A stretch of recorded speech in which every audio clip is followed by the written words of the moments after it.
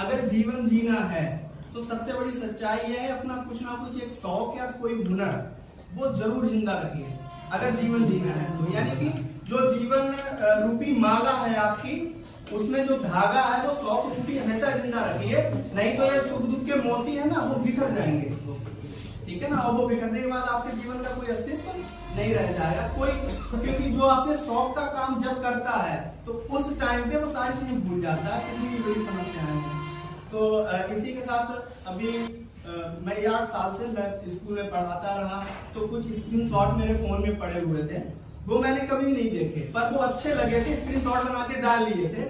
और जब से ये अपना बैच चला है तो फिर वो चीजें मुझे बहुत सी याद हो गई।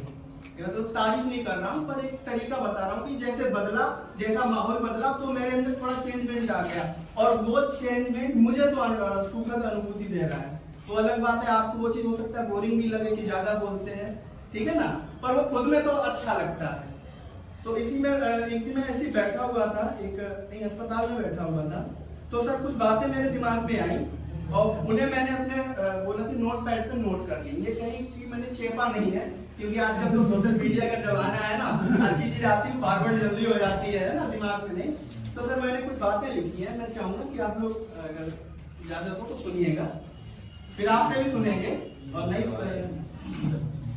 तो इसमें एक्चुअली मेरी जो हैबिट है वो मैं अपनी बता दूं कि मैं पास्ट चीजें भूलता नहीं हूँ, ठीक है। पहली बात, इसे चाहो तो अच्छी बात भी मानो या बुरी बात भी मानो, और जो फ्यूचर है ना उसमें मुझे इतना इंटरेस्ट नहीं रहता, ठीक है।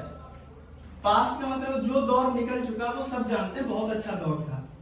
तो उन्हीं चीजों का मैंने एक बोलना चाहिए वो किया है बदलाव, जो बदलाव आ चुका है जो मैंने देखा है उन्हें मैंने शब्दों में थोड़ा लिखा है। तो देखते हैं कि हम सब ऐसे रास्ते पर हैं जहां से हमने पूर्वजों का जीवन भी देखा है और आने वाले भविष्य में अपने बच्चों का भविष्य भी दिख रहा है, क्योंकि सैकड़ों वर्ष पुराने पेड़ों की छांव में पूरे गांव के बुजुर्गों को दोपहर काटते भी देखा है और अब उन पेड़ों के स्थान पर बड़े बड़े हाईवे बनते भी देखा है।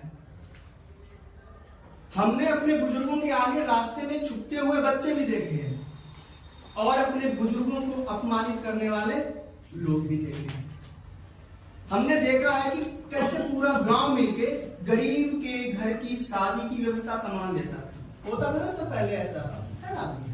और आज शादी में करोड़ों रुपए खर्च करने के बावजूद भी गांव के लोगों को दावत न देने वाले लोग भी देखे, है ना। रियलिटी जैसी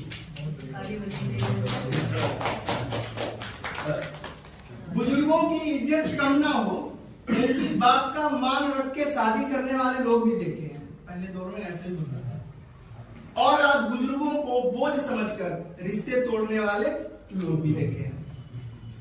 पहले साधन के अभाव होने पर भी रिश्ते निभाने वाले लोग देखे हैं। पहले साधन कहाँ थे ना, कितना वक्त लगता था कहीं जाने में आने में, है ना। और आज साधन संपन्न होके भी रिश्तों को बिखराने वाले लोग भी देखे हैं। जैसे लोग भी है ना, सब कुछ है, गाड़ी घोड़ा सब कुछ है, पर वक्त नहीं है कि रिश्तों को समझे।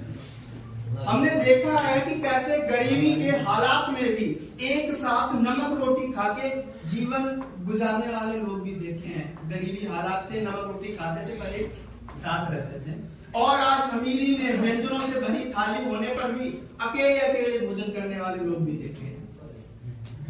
हमने देखा है कि कैसे बच्चों की खुशी के लिए मेले में ले जाने वाले लोग भी देखे हैं। जेब में पैसा नहीं होता था पर कंधे पे बच्चों को बैठा के मेला दिखा लाते थे।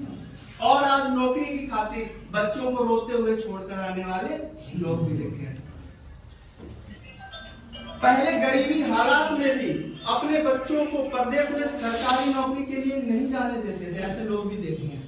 और आज इकलौते बेटे को भी विदेश में पढ़ाने वाले लोग भी देखे हैं। तो ये यानी ये जो पहले संतुष्टि का भाव था वो असंतुष्टि के अभाव में बदल चुका है और हम सब भाग तो रहे हैं, एक दूसरे को पछाड़ने की रेस में लगे हैं, पर पहुंचना कहाँ है ये किसी को पता नहीं। यही बहुत बढ़िया।